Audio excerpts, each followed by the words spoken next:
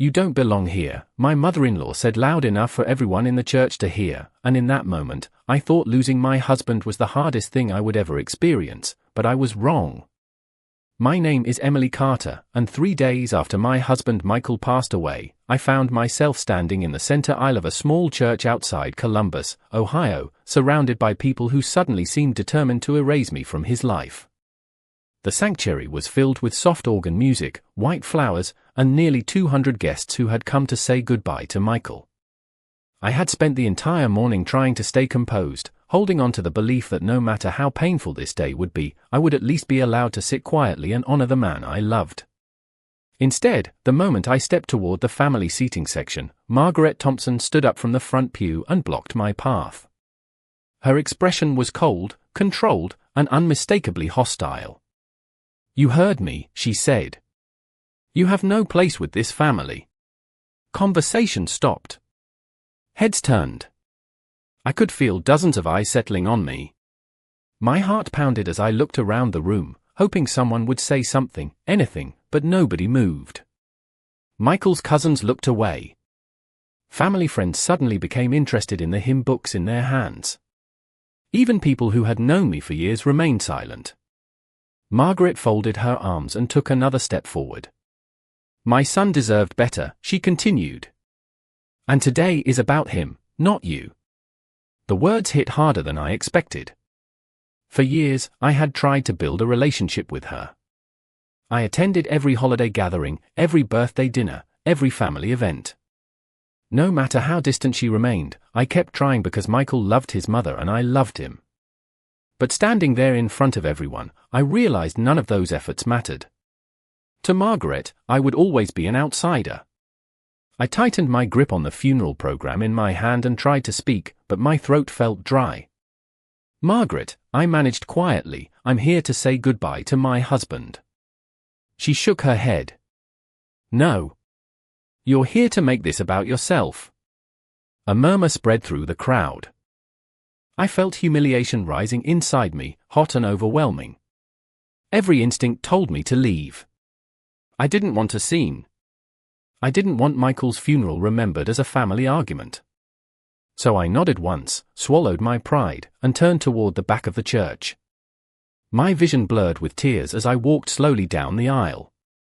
The stained glass windows cast colored light across the floor, and each step felt heavier than the last. I was only a few feet from the doors when something unexpected happened. The music stopped. The entire room fell silent. Then a calm voice echoed from the front of the sanctuary. "Emily," Pastor Daniel Brooks said firmly, "please don't leave." I froze in place and slowly turned around. Every face in the church was now focused on Pastor Daniel Brooks. He stood beside the altar with a serious expression that immediately changed the atmosphere in the room. Even Margaret seemed caught off guard. She opened her mouth as if she intended to object, but the pastor raised a hand before she could speak. "Emily," he said again, his voice calm but firm, "please come back and take your seat." A strange silence settled over the sanctuary. I could hear the faint hum of the air conditioning and the soft rustle of clothing as people shifted in their pews. For a moment, I did not know what to do. Just seconds earlier, I had been publicly rejected and humiliated. Now the pastor himself was asking me to stay. I looked at Margaret. Her jaw tightened. She clearly did not like what was happening. Slowly, I walked back down the aisle. Every step felt uncertain. When I reached the front, Pastor Daniel stepped away from the altar and approached me directly. His eyes moved briefly toward my left hand. That was when I noticed his expression change. He was looking at my wedding ring. Not just the ring itself, but something engraved inside it. Michael and I had exchanged custom rings during our wedding 5 years earlier. Most people never knew there was a small inscription hidden on the inside. The pastor stared at it for a second before taking a slow breath.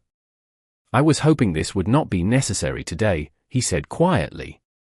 Several people exchanged confused looks. Margaret immediately stood up. "Pastor, with all due respect, we should continue the service," she said. "There is no reason for delays." Pastor Daniel turned toward her. Actually, there is. His response was polite, but it carried a weight that instantly silenced the room again. I watched Margaret's confidence begin to fade. For the first time all morning, she looked nervous. The pastor returned to the altar and reached beneath a stack of papers resting on a small wooden table. He carefully lifted a sealed manila envelope. My heart skipped a beat because I recognized Michael's handwriting immediately. Across the front, written in bold black ink, were 3 words. For Emily only.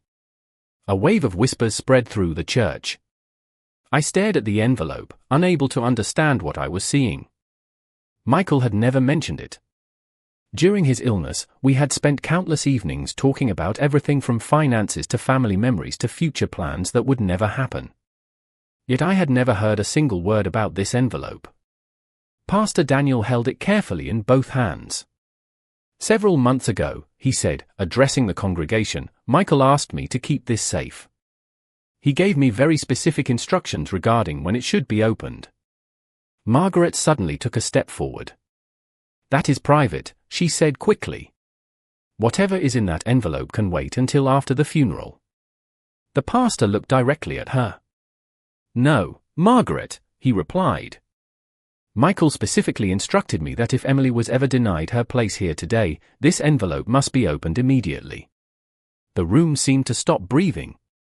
Nobody spoke. Nobody moved. Even the whispers disappeared. I could see the shock spreading across the faces of people sitting in the first few rows. Michael had anticipated this exact moment. Somehow, months before his passing, he had known there was a possibility that I would be pushed aside at his own funeral. My chest tightened as I stared at the envelope in Pastor Daniel's hands. Margaret looked completely different now. The confidence she had displayed only minutes earlier was gone. In its place was something else. Concern. Real concern. This is inappropriate, she said, forcing a smile that looked strained and unnatural. Everyone is emotional today. We should focus on honoring my son. Pastor Daniel remained calm. That is exactly what I am doing. He carefully broke the seal. The sound of the paper opening echoed through the silent sanctuary. My hands trembled. I did not know whether I wanted to hear what Michael had written or not. Part of me was terrified. Another part desperately wanted to hear his voice one more time, even if it was through words written on a page. The pastor unfolded several sheets of paper and glanced down. His eyes moved across the first page. Then he looked up at the congregation. Michael requested that these words be read exactly as written, he said. No matter who was present. Margaret immediately stepped forward.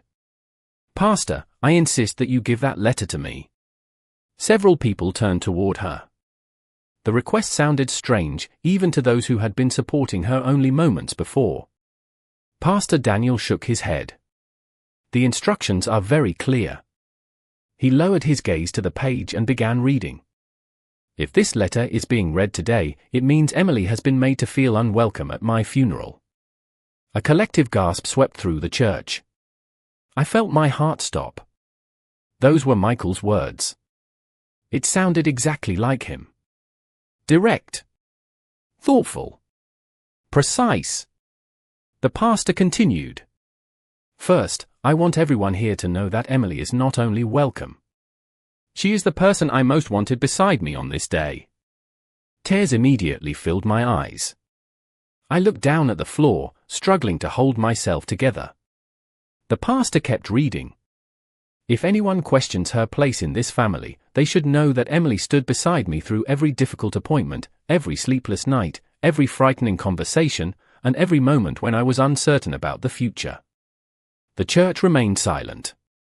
I noticed several people lowering their heads. Others exchanged uncomfortable glances. Michael's words carried a truth that could not be argued away. Then Pastor Daniel paused. His expression changed slightly as he reached the next section. For the first time, he seemed hesitant. Margaret noticed. It too. That is enough, she said quickly. You have made your point. But the pastor did not stop. Instead, he took a slow breath and continued reading. There is something else everyone deserves to know. A truth I have kept to myself for years. And if this letter is being opened today, then it is finally time for that truth to come into the light. Every person in the church seemed frozen in place as Pastor Daniel lowered his eyes back to the letter. I could hear my own heartbeat. Margaret stood rigid near the front pew, her hands clasped tightly together. Whatever Michael had written next, she clearly did not want anyone to hear it. The pastor continued. For years, many people believed my marriage survived because I was strong. The truth is exactly the opposite. My marriage survived because Emily never stopped fighting for us, even during seasons when I was not making that easy. A painful lump formed in my throat. I remembered those years. The long work schedules. The financial stress. The medical appointments that gradually became more frequent. Michael had always thanked me in private, but hearing those words now felt different. It felt like he was speaking directly into the room. There is something most of you do not know, the letter continued. 3 years ago, when my health first began to decline, I asked Emily to keep many details private because I did not want my family worrying. She honored that request every single day. Several people exchanged surprised looks. Even some of Michael's closest relatives appeared confused. The pastor read on. She drove me to appointments before sunrise. She sat beside me during difficult conversations. She gave up opportunities, vacations, and personal goals without ever complaining. If you think she was simply my wife, then you never truly understood how much she carried for me. Tears rolled down my face. I did not even try to hide them anymore. Around the sanctuary, people who had avoided eye contact with me earlier were now looking in my direction with completely different expressions. Then Pastor Daniel turned to the next page. His voice became slower, more deliberate. There is another reason this letter exists. Margaret immediately shook her head. No, she whispered. It was the first time I had heard fear in her voice. The pastor continued anyway. Over the years, there were repeated attempts to create distance between Emily and me. Some were subtle. Others were obvious. I chose not to address them publicly because I hoped things would improve. The room grew even quieter. I am not writing this to shame anyone. I am writing it because truth matters. Emily was blamed for decisions that were mine. She was criticized for circumstances beyond her control. And more than once, she was treated as though she did not belong in a family she worked tirelessly to support. Several heads slowly turned toward Margaret. Nobody said anything, but the shift in the room was impossible to miss. The confidence she had displayed earlier was disappearing by the second. Pastor Daniel paused briefly before reading the final lines on the page. If this letter is being read because Emily was asked to leave my funeral, then it means nothing changed. And if nothing changed, there is one more person who needs to speak today. Someone who knows the truth because they witnessed it themselves. Confused murmurs spread across the sanctuary. I looked around, trying to understand what Michael meant. Then I noticed Pastor Daniel glance toward the back of the church. Following his gaze, dozens of people turned in the same direction. Near the rear doors, an elderly man slowly rose from his seat, and the moment Margaret saw him standing, all the color drained from her face. The elderly man moved slowly down the center aisle, supported by a polished wooden cane. I recognized him immediately.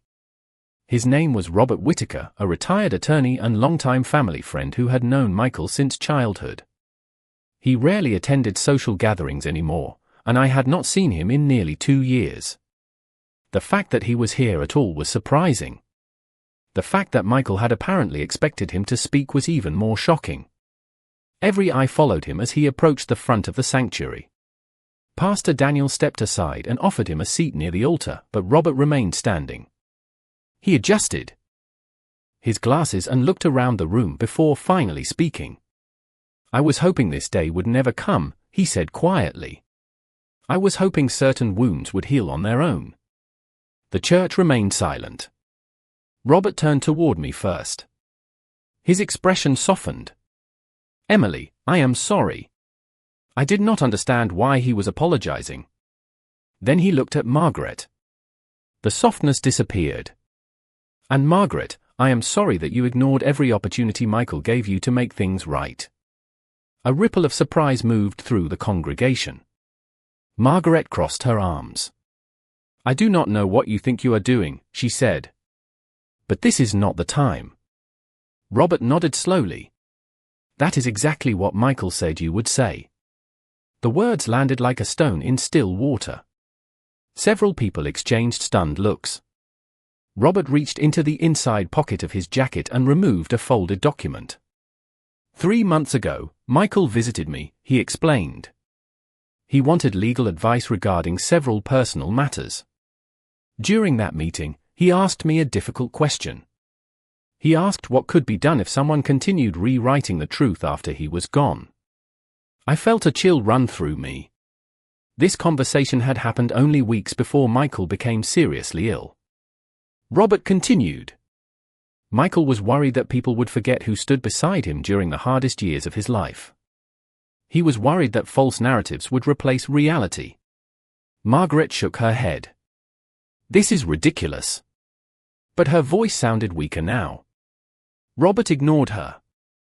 I witnessed many conversations over the years. I saw Emily support Michael through challenges that most people in this room never even knew existed.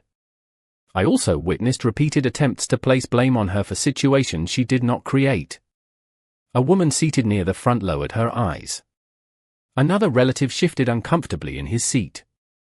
It was becoming obvious that more people knew pieces of the story than anyone had realized.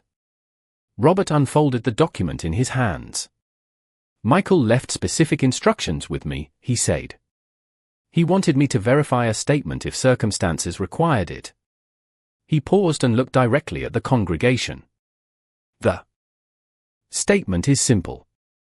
Emily never isolated Michael from his family.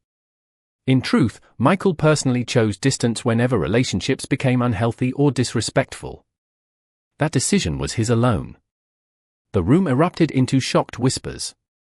I stood frozen. For years I had quietly carried accusations that were never true. And now, in front of everyone, the person Michael trusted most outside his marriage was confirming the truth. Then Robert looked toward Pastor Daniel and nodded. There is more, he said.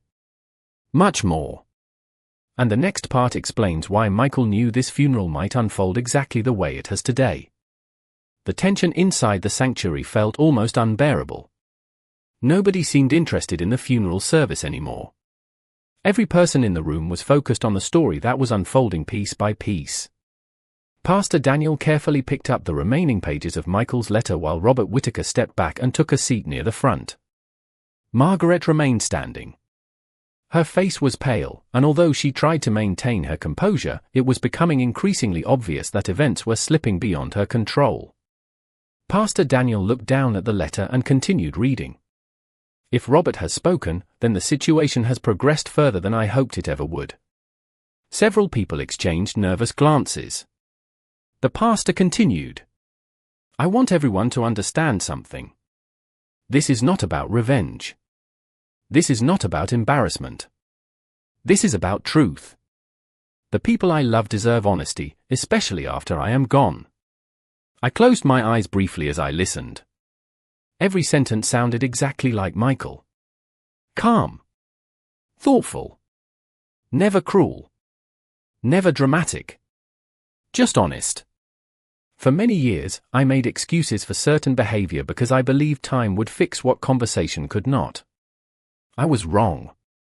The church fell completely silent again. There were moments when Emily was excluded from family discussions. There were gatherings where she was spoken about instead of spoken to. There were occasions when assumptions were made about her motives without anyone asking her a single question. Several relatives looked visibly uncomfortable. I recognized some of them. Immediately. People who had smiled politely during holidays while quietly believing stories they had never bothered to verify. Pastor Daniel turned another page. The most painful part was not what happened. The most painful part was realizing how often Emily chose grace anyway. She continued showing up. She continued helping. She continued caring. Even when she knew she was not fully accepted. Tears filled my eyes again. I remembered those moments clearly. The awkward dinners. The cold conversations. The silent judgments. I had endured them because Michael mattered more than my pride. Then the tone of the letter shifted. Pastor Daniel paused before reading the next paragraph. There is one event I never discussed publicly. I believe it is time to do so now. Margaret immediately lowered her head. My heart started racing. Whatever was coming next clearly mattered. 2 years ago, after a family gathering, I discovered that comments had been made suggesting Emily was only interested in my finances. Audible gasps spread through the sanctuary. Those comments were false. More importantly, they were especially painful because Emily had already done something that nobody knew about. Pastor Daniel stopped for a moment and looked toward me. Confusion filled my mind. Even I did not know where this was going. Then he continued reading. During a difficult period in our marriage, when medical bills and uncertainty were growing, Emily quietly sold something precious to her without ever telling anyone. She used the money to help protect our future. I only learned the full truth months later. The room became absolutely still. I knew exactly what Michael was referring to. A memory I had never shared with anyone outside our marriage. Then Pastor Daniel reached the next line, and his expression softened. The envelope contains proof of what she sacrificed. And that proof is the reason I knew she would always deserve a place of honor here today. My hands began to shake. For a moment, I could barely breathe. I knew exactly what Michael was talking about, and until that second, I had believed nobody else knew. Not his family. Not our friends. Not even Pastor Daniel. It had been one of the most private decisions of my life. The sanctuary remained silent as Pastor Daniel reached into the envelope and carefully removed another document. It looked older than the rest of the papers. He studied it briefly before looking toward me with gentle eyes. Michael instructed me to share this only if necessary, he said. I believe we have reached that point. Margaret shifted uncomfortably. Several relatives leaned forward in their seats. The anticipation in the room was overwhelming. Pastor Daniel cleared his throat and continued reading from Michael's letter. 2 years ago, when doctors recommended additional treatment options, I was worried about the financial burden. I never wanted Emily to sacrifice her future because of me. She promised she would not. Then she quietly did something extraordinary. Tears filled my eyes before the pastor even reached the next sentence. I remembered that difficult season. The endless paperwork. The uncertainty. The fear. Michael had tried to stay optimistic, but I knew how worried he was. Pastor Daniel continued. Without telling anyone, including me at first, Emily sold an inheritance that had belonged to her family for generations. She used those funds to ensure we could move forward without fear. Audible gasps spread throughout the church. I lowered my head. The inheritance had never been enormous by some standards, but it had represented memories, history, and family connections that could never be replaced. I had never regretted the decision because Michael mattered more to me than any possession. When I eventually learned what she had done, the letter continued, I asked her why she kept it secret. Her answer was simple. She said marriage is not about keeping score. It is about showing up when it matters. Several people wiped tears from their eyes. Even some of Michael's relatives who had rarely spoken kindly to me seemed visibly emotional. Pastor Daniel carefully unfolded the document from the envelope. This is the transaction record Michael referenced, he explained. He wanted proof included because he believed facts matter.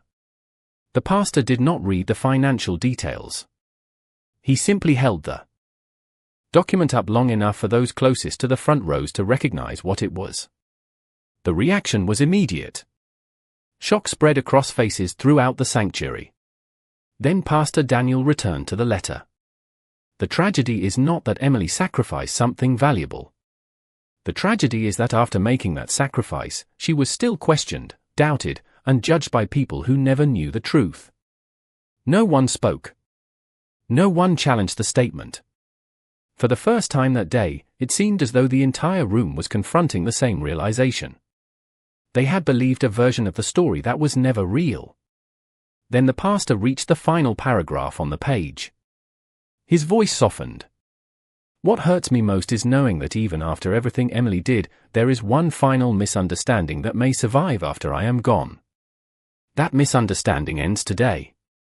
The next page contains the truth I should have spoken aloud years ago.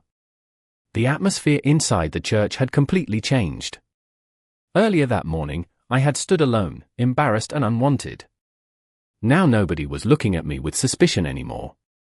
Every eye was fixed on Pastor Daniel as he turned to the final pages of Michael's letter. Even the soft sounds of movement had disappeared. It felt as though everyone understood that something important was about to be revealed. Pastor Daniel took a slow breath and continued reading. For years, I avoided speaking openly because I believed protecting peace was the same thing as solving problems. I eventually learned those are not the same thing. The words hung in the air. Every time Emily was blamed unfairly, I told myself things would improve. Every time assumptions were made about her character, I chose silence. Every time she was hurt by someone I loved, she encouraged me not to create conflict. Looking back, I realize my silence allowed misunderstandings to survive. Tears ran freely down my face now. Those memories were painfully familiar. Michael had always tried to keep everyone happy. Sometimes that kindness came at a cost. Pastor Daniel continued. There is one misunderstanding that I must finally correct. If there is anyone who believed Emily created distance between me and my family, they deserve to know the truth. Most of the distance came from choices I made myself. Several people lowered their heads. Others stared toward Margaret without saying a word. The pastor turned another page. I chose distance when conversations became hurtful. I chose distance when boundaries were ignored. I chose distance when respect was replaced with criticism. Emily did not make those decisions for me. I made them because I believed a healthy marriage required protecting the person I loved. A heavy silence filled the sanctuary. Margaret stared at the floor. She no longer attempted to interrupt. She no longer argued. The certainty she carried earlier had completely vanished. Then Pastor Daniel reached the final section of the letter. His expression softened immediately. Now I want to leave everyone with something hopeful. The shift surprised me. After so many difficult truths, the tone suddenly felt different. Gentler. If you are hearing these words, then my greatest wish is simple. I hope the people I love choose honesty over pride. I hope they choose understanding over assumptions. Most importantly, I hope they remember that Emily was the greatest blessing of my life. Quiet tears appeared throughout the room. Even people who barely knew me seemed moved by the sincerity of Michael's words. Then Pastor Daniel reached into the envelope one last time. A small folded card remained inside. He opened it carefully and smiled for the first time all morning. Michael included a final instruction, he said. The congregation waited. He requested that after the letter was read, Emily be invited to the front of the church. My heart skipped. I had no idea what was happening. The pastor looked directly at me. There is something Michael wanted you to receive in front of everyone. Confused murmurs spread across the room. Pastor Daniel slowly lifted a small velvet box from beneath the altar table. The moment Margaret saw it, her eyes widened with shock. And in that instant, I realized she knew exactly what was inside before anyone else did. My heart pounded as I slowly walked toward the front of the sanctuary. Every person in the church was watching. Just an hour earlier, I had been treated like someone who did not belong there. Now I stood beside the altar, surrounded by the same people, feeling as though the entire story of my marriage had been rewritten in front of them. Pastor Daniel held the small velvet box carefully before placing it in my hands. For a moment, I simply stared at it. The box looked familiar, but grief and emotion made it difficult to think clearly. Then the pastor opened the final note Michael had left inside the envelope. His voice softened as he began reading. "Emily, if you are standing there holding this box, then it means everything happened exactly as I feared it might. It also means you stayed. Thank you for staying." Tears filled my eyes immediately. The room remained silent. Inside this box is something that belonged to my grandmother. She asked me years ago to pass it to the person who best represented kindness, loyalty, and strength in our family. I always knew that person would be you. Pastor Daniel gently opened the box. Inside rested a delicate gold brooch, elegant and timeless. Several older relatives immediately recognized it. Quiet murmurs spread through the congregation. The piece had been treasured in the Thompson family for generations. This was never about money, the letter continued. It was never about inheritance. It was about trust. The reason I chose Emily is because she consistently chose love when it would have been easier to choose resentment. I could barely hold back my tears. The pastor continued reading. To my family, I hope today serves as a reminder that character is revealed through actions, not assumptions. If Emily chooses to remain part of your lives, I hope she is treated with the respect she has always deserved. No one moved. No one argued. The truth had spoken for itself. Then Pastor Daniel lowered the letter and looked at me. Michael included one final request, he said. He hoped you would share a few words if you felt comfortable. I looked out across the sanctuary. The same faces that had watched me walk toward the exit now looked back at me with compassion. Even those who had doubted me seemed ashamed of their earlier silence.